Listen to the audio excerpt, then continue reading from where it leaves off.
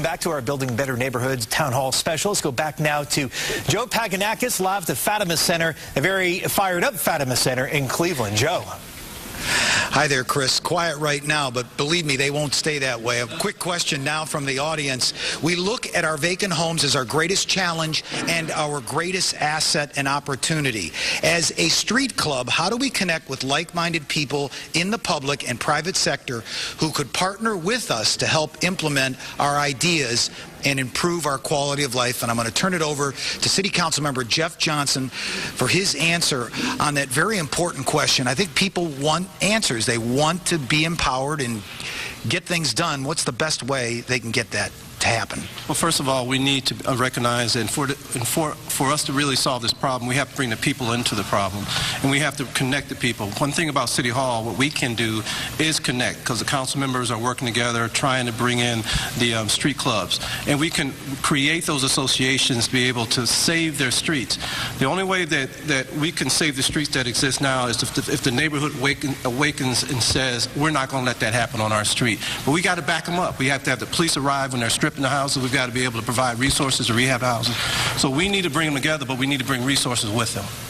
Thank you, Jeff. Now, one block club that I met that has done an outstanding job in making a difference is the Shadeland Avenue Block Club, and they're in attendance right now.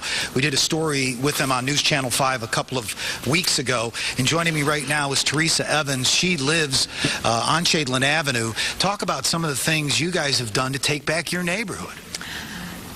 Well, I tell you, we started looking for the homeowners ourselves, and we have found a lot of them. But the problem is, after we found them, we turn it over to City Hall and nothing happened, to building and housing, and nothing has happened. And this we've been working on this for 7 years. We have about 6 or 7 vacant lots. And you can tear them down, but then what you going to do? The land bank, how long does it take to go to land bank? We have some people that want to buy the house next door to them, but that's a problem. Now, you have done some things, though, on your own, and what are some of those things? I know that you've banded together to run security patrols. You've done a great job in maintaining vacant lots. Maintaining vacant lots. We pick up every week all the paper. You can come down. Shadeland is clean. The vacant lots in the summer, we hire somebody, the street club, pay for somebody to cut all the vacant lots. Now, your daughter flew all the way in from Wilmington, Delaware, Bernadette Evans. Bernadette, tell me what Wilmington is saying about our effort here in Northeast Ohio. It's great. I grew up on Shadeland, and it's a great area, and I think it can be again. We have the same problems in Wilmington, Delaware. I've spoken to my own councilman about some of the things that happen, the efforts that Shadeland Block Club has been doing in terms of trying to hold owners accountable and clean up the area and make it safer. And they want to copy some of those very things that are happening in the Shadeland Block Club. So, but we're trying to move from a phase of securing the safety of the area and holding owners accountable and going to revitalizing and having our street serve as a model and become a great street again by doing something different. Bernadette, thank you very much. Shadeland doing a lot, and residents can make a difference. They definitely can make a difference. Now back to the studio. Okay, Joe, yeah, thanks. Doing great work there. They are definitely back here in studio. We have Tony Brancatelli. He is the Cleveland councilman for Ward 12. And, Tony, at one point, Ward 12, your ward, had the highest foreclosure rate in the entire country. You've been very, very vocal going against getting rid of these vacant homes. How are you combating the problem, and how's it going? What are you doing? Well, we've been very aggressive in our community. We've been blessed to have some wonderful block clubs, and certainly Shady Lane and others are examples of some of the good block clubs that we have in our communities. We're very blessed. We have an organization called Slavic Village Development that's been very aggressive in going after both the predatory lenders as well as those who have been less than desirable. We've had some bulk property owners, Bryce Peters, a.k.a. Blaine Griffin, a.k.a. pick a name. These guys have been preying on our communities. We're going to go after them. We've We've seen people go to jail, and we've been very aggressive in going after people who have been buying bulk properties. But we've been very positive output.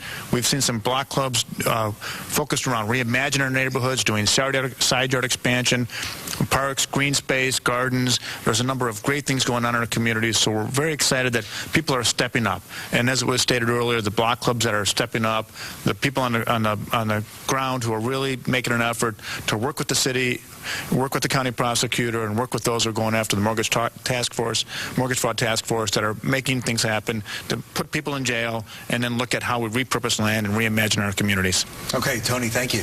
Thank you.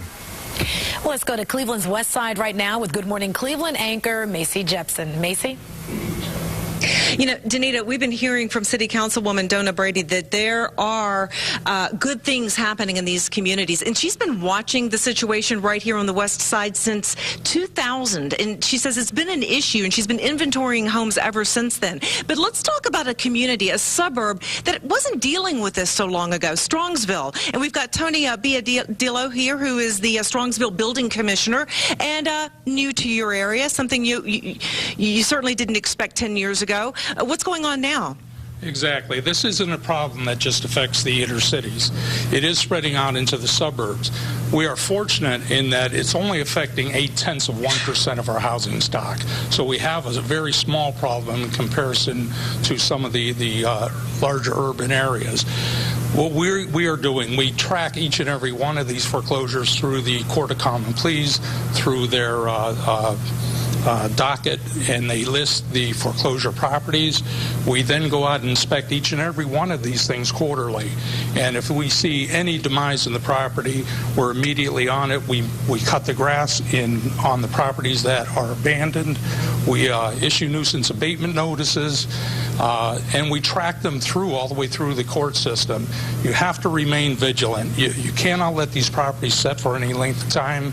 You do everything you possibly can to locate the owners, to locate the banks if they are still owned by the banks, and then issue condemnation notices and see them through until those properties are torn down. Okay. Sometimes that may take years, and I understand the blight of some of these other areas. All right. Tony, thank you. And you know, that brings us right to our next question, actually, because we're talking about the bank situation, and one of our members of the community, Liz, has a question for you back in the studio. In fact, for former County Treasurer Jim Murkakis, and here's the question. How are the efforts to secure additional funding for demolition of abandoned homes going? What else needs to be done to make this process better? Back to you. Okay, Macy, thanks. And Jim, you heard it right there. Great question. Well, first of all, I have enormous respect for public officials who have been working with limited resources. That question is correct. It's a huge problem. We had good news a couple of weeks ago when the Attorney General of Ohio committed $75 million of the mortgage settlement money, the only Attorney General in the country, towards demolition. But we've been working very closely. That gets us about 10% of the way there. We've been working closely as a statewide problem. It's about $700 million.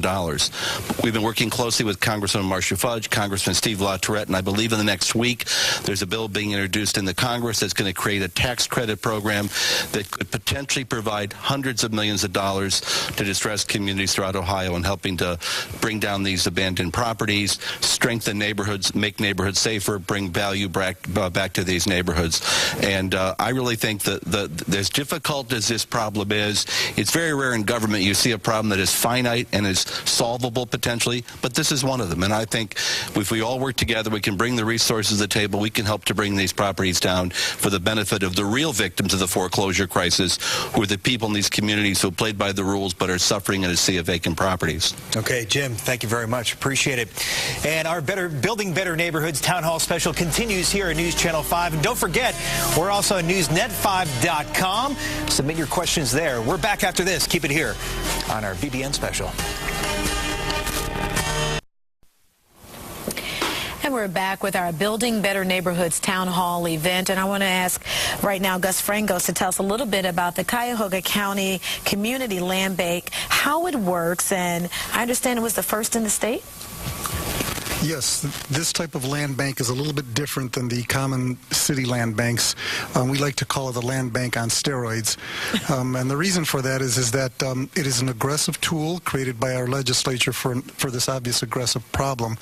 And so a funding stream was created, but the tools were given to this enterprise to be very transactional for the purpose of strategically taking down vacant and abandoned properties, and with the ultimate goal of trying to stabilize real estate values by removing sort of the bad apples from the basket so that you can preserve the good apples. But beyond that, it's the immediate impact that you see when we take these homes down. We've taken down roughly close to 800 properties in just a year and a half, a little close to 2 years.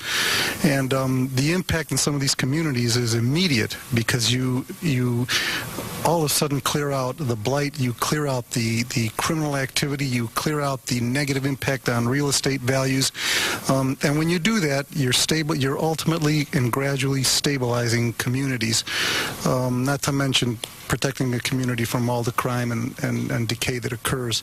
So we do that on a very strategic basis. We, as Mr. Warren said, we do it in a very controlled setting so that when we bring these properties in, we very carefully stabilize them, we board them up, we make sure that the lawn is cut, and then the challenge is to try to repurpose that land. When we demolish them, we either give them to the city or we try to use them as side yards or we give them to churches for playgrounds, things of that sort. And then, of course, we've done probably 200 rehabilitations. So those are the good things. You've heard a lot of the problem, but there's some good things going on. There are some good things. We need to hear about the good things this evening as much as we can. Thank you so much. We're going to pass the mic back here right now to Claudia Colton from Case Western Reserve University. And you are a part of a wonderful organization called Neo Can Do. Tell us about that. Well, right. You can imagine with the thousands and thousands of properties coming through foreclosure and sheriff's sale and on into vacancy or being sold again, that it's tremendously difficult to keep track of all those properties. And the information about the properties lies in many, many government offices, city, county, nonprofit organizations, all having a piece of the action. This Neo Can Do system brings all of that information together, kind of a one-stop shop for all of the agencies and active groups working on the problem, where they can find out precisely which properties are in trouble. Even before they get in trouble, this system can suggest that these properties may be at risk and get out there before they start going down the path to destruction. All right. Thank you, Chris. Okay, let's head now to Akron and check in once again with News Channel 5's Bob Jones. Bob. Well, Chris, there's a lot of people here in the Akron area who are very concerned about this problem. As we pointed out, I wanted to acknowledge a few other folks who have joined us.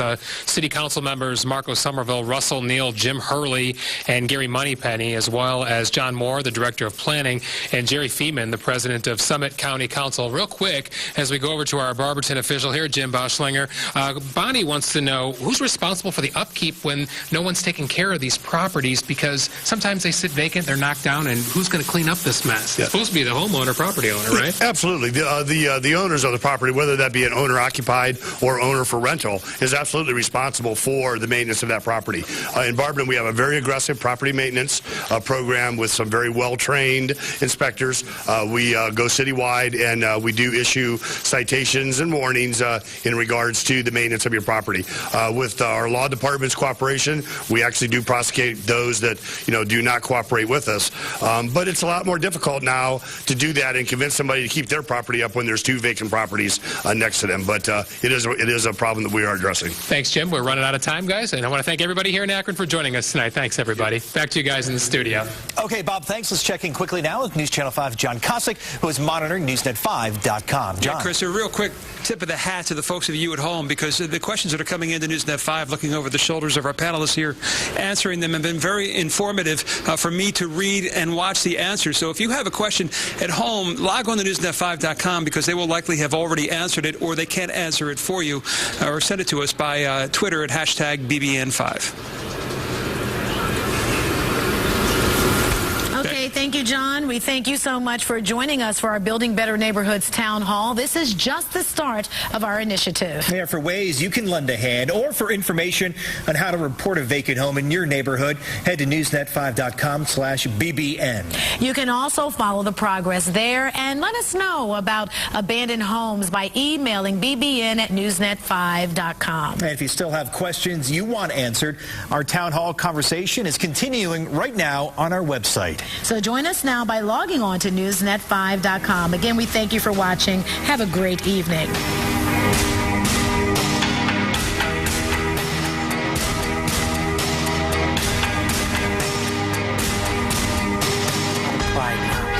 Because now they've done fixed up their houses, they're putting more energy into their homes. We can do things in numbers, and that's why we join and be concerned about all our neighbors, just not yourself. And we just need to get out there and hopefully try to take back our neighborhoods.